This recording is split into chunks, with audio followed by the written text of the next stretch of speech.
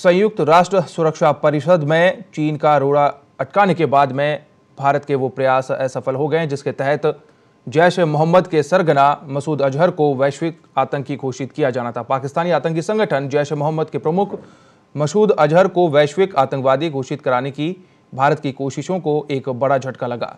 चीन ने संयुक्त राष्ट्र सुरक्षा परिषद में मसूद अजहर को वैश्विक आतंकी घोषित करने वाले प्रस्ताव पर तकनीकी रोक लगाई। यह चौथी बार है जब चीन संयुक्त राष्ट्र में मसूद अजहर के लिए दरियादिली दिखाई है।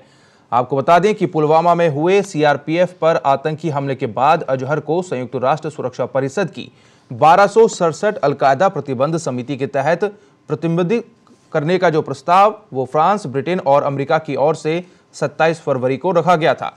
यह प्रस्ताव फिलहाल कोई आपत्ति नहीं अवधि के तहत था और समिति के सदस्यों के पास प्रस्ताव पर आपत्ति उठाने के लिए 10 कार्य दिवस का समय था। यह अवधि बुधवार को न्यूयॉर्क के स्थानीय समय के अनुसार दोपहर 3 बजे और भारतीय समय के अनुसार गुरुवार रात 12:30 बजे खत्म हो रही थी, लेकिन चीन ने मियाद खत्म होने से ऐन वक्त पहले ही इस प्रस्ताव पर तकनीक के आधार पर अड़ंगा लगा दिया। जबकि सभी देश मसूद अजहर पर प्रतिबंध के पक्ष में थे। इस तरह से चीन ने मित्र पाकिस्तान की मदद करते हुए मसूद अजहर को एक बार फिर बचा लिया। संयुक्त राष्ट्र में एक राजनयिक ने कहा कि चीन ने प्रस्ताव की पड़ताल करने के लिए और वक्त मांगा है। यह तकनीकी रोक 6 महीनों के लिए वैध है और इसे आगे 3 महीने के लिए भी बढ़ाया जा सकता है। क्या है नियम 1267? आतंकी ओसामा बिन लादेन और अफगानिस्तान के आतंकी संगठनों के लिए 15 अक्टूबर 1999 में नियम 1267 का प्रस्ताव संयुक्त राष्ट्र सुरक्षा परिषद में पास किया गया था। यूएनएससी की 1267 अलकायदा प्रतिबंध समिति के सूचीबद्ध नियमों के तहत अगर किसी भी सदस्य की ओर से कोई आपत्ति नहीं उठाई गई तो फैसले को स्वीकृत माना जाएगा। 10 साल में चौथी चालबाजी। 2009 मुंबई हमले के बाद पहली बार मसूद पर प्रतिबंध का प्रस्ताव पेश किया गया। 2016 भारत ने सुरक्षा परिषद की प्रतिबंध समिति के समक्ष प्रस्ताव रखा, चीन ने रोका। 2017 अमेरिका ने ब्रिटेन और फ्रांस के समर्थन से प्रस्ताव पारित किया, चीन ने वीटो किया। 2019 फ्रांस के प्रस्ताव का ब्रिटेन, अमेरिका ने समर्थन किया, लेकिन बीजिंग ने डाला अड़ंगा। प्रतिबंध लगता तो क्या स्थिति होती? संयुक्त राष्ट्र संघ के किसी भी सदस्य देश की यात्रा पर रोक लग जाती, उसकी सारी चल अचल संपत्ति जब्त कर ली जाती। संयुक्त राष्ट्र से जुड़े देश के लोग किसी तरह की मदद नहीं कर पाते। कोई भी देश मसूद को हथियार मुहैया नहीं करा पाता। पाकिस्तान को भी मजबूरन मसूद की गतिविधियों पर रोक लगानी पड़ती। मसूद बना नासूर। संसद, पठानकोट एयरबेस, उरी सैन्य शिविर, पुलवामा समेत जम्मू कश्मीर में कई अन्य जगह पर हमले का साजिश करता है। 1999 में कंधार विमान हाईजैक के बाद उसे छोड़ दिया गया था। ब्यूरो रिपोर्ट, पत्रिका टीवी।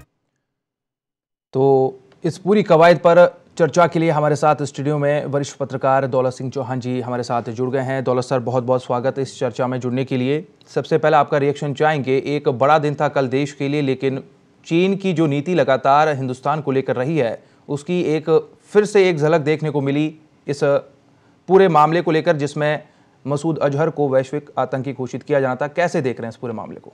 नहीं, इसमें भारत के लिए इस तरह से कोई नई बात नहीं है। चीन हमेशा से इस तरह से करता आया है, लेकिन इस बार ऐसा लग रहा था कि पुलवामा में जिस तरह का हमला हुआ और उसके बाद जिस तरह से जैश ए मोहम्मद ने तुरंत इसकी जिम्मेदारी ले ली, उसके बाद अमेरिका और फ्रांस और ब्रिटेन और दुनिया के अन्य बड़े देश जिस तरह से नाराज़ होकर के और जैश के खिलाफ, पाकिस्तान के खिलाफ संयुक्त राष्ट्र में खड़े हुए और उन्होंने ये प्रस्ताव पेश किया।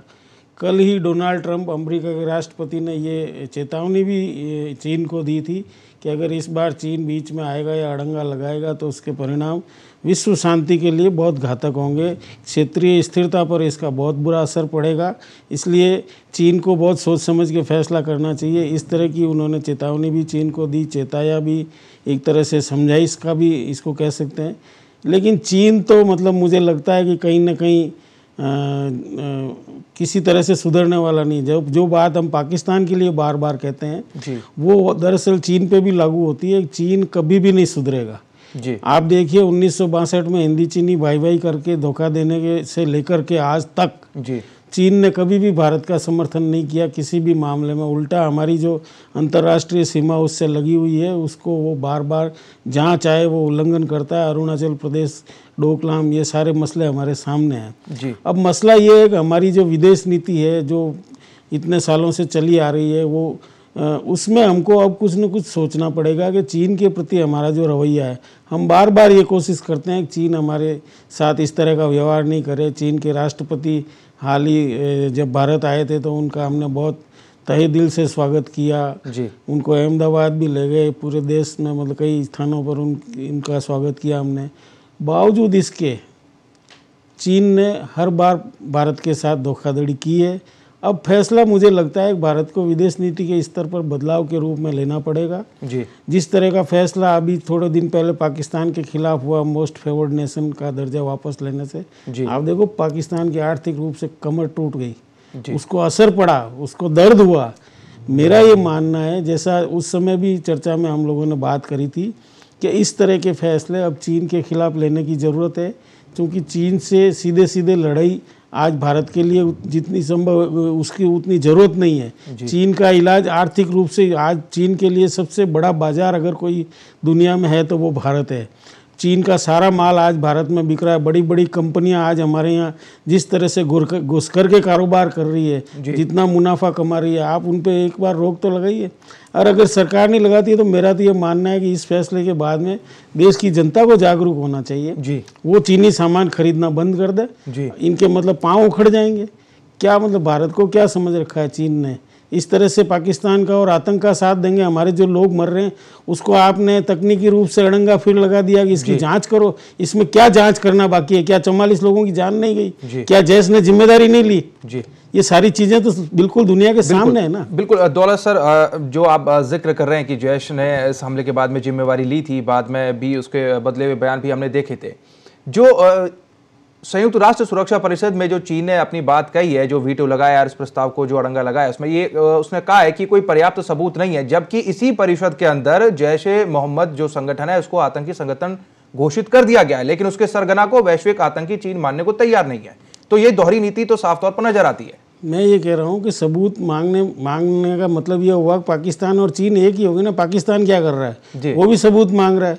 अब जब कोई आदमी ये कहता है कि ये अपराध मैंने किया है जी, ये जो कबूलनामा है, क्या उसको आप सबूत नहीं मानते? बिल्कुल। और बाद में अगर जैश की तरफ से भी बयान नहीं बदला गया, ये पाकिस्तान के मंत्री ने ये कहा कि नहीं जैश तो इसमें लिप्त नहीं है और हमने उनसे बात की थी। और तो जब आपके हमले के तुरंत बाद उसकी जिम्मेदारी कबूल कर ली गई, पूरी दुनिया में मीडिया में ये चीज़ आ गई कि जिम्मेदारी जैश ने ली है, उसके बाद जैश अंतर्राष्ट्रीय दबाव में या भारत के जो बालाकोट में हमला हुआ उसके बाद दबाव में अगर वो अपना बयान बदलता है या कहते हैं हम लिप्त नहीं, हमारा कोई हाथ नहीं है, उसका क्या मायना है? और चीन को तो बहाना चाहिए जी। मेरा ये मानना है चीन के मामले में अब न केवल भारत की सरकार को बल्कि भारत की जनता को भी अब सोचना चाहिए, क्योंकि इसका दीर्घकालीन और अल्पकालीन सब तरह के इलाज हमारे पास हैं। हम ये तो कर ही सकते हैं कि हम मतलब चीन के साथ जो हमारा व्यापारिक संबंध है, जो आर्थिक संबंध है, उनमें कटौती करें ताकि उसको तकलीफ हो। भारत की जनता ये कर सकती है, जो चीनी कंपनियों के माल भारत में धड़ल्ले से बिक रहे हैं, गली गली में बिक रहे हैं, उनको खरीदना बंद कर दें। कौन सी हमारा कोई पेट में दर्द हो जाएगा या हमारी कोई चीज़ रुक जाए? कौन सी चीज़ भारत में बनी हुई उपलब्ध नहीं है जो आज हम चीन की बनी हुई चीज़ें काम में ले रहे हैं? ये हमारी कमजोरी भी है। हमको अब जागना पड़ेगा, जागरूक होना पड़ेगा। बिल्कुल दौलत सर, वक्त एक ब्रेक का हो रहा है, लेकिन उससे पहले ब्रेक पर जाने से पहले एक कमेंट मैं और चाहूँगा। जो सबूत की बात हो रही थी, भारत ने संयुक्त राष्ट्र सुरक्षा परिषद में जो डोजियर सौंपा था उसके अंदर मसूद अजहर के बाकायदा टेप्स भी दिए गए थे। तो क्या लग रहा है, जब सारे देश इस मुद्दे पर एक साथ खड़े हुए हैं तो चीन आखिर ये स्टैंड ले क्यों रहा है? क्या कोई खास वजह है, क्या कोई खास रणनीति आपको समझ में आ रही है, जबकि आप बता रहे हैं कि उसका इकोनॉमिक इंटरेस्ट पाकिस्तान के मुकाबले हिंदुस्तान में ज़्यादा है? मैं ये कह रहा हूँ उसको ये लगता है, अब जैसे भारत की अब तक की जो विदेश नीति रही है जी, उससे चीन को ये लगता है कि भारत ऐसा कदम नहीं उठाएगा जी। लेकिन भारत ने कदम उठाया, पाकिस्तान के अंदर घुस के हमला किया है जी। जो अब मौजूदा सरकार है या जो आगे आने वाली सरकारें हैं, वो जो अब तक की नीति रही है उस पर चलने वाली है नहीं, ना भारत की जनता ये सहन करने वाली है। इसलिए चीन को भी अब अपना रवैया आज नहीं तो कल बदलना ही पड़ेगा।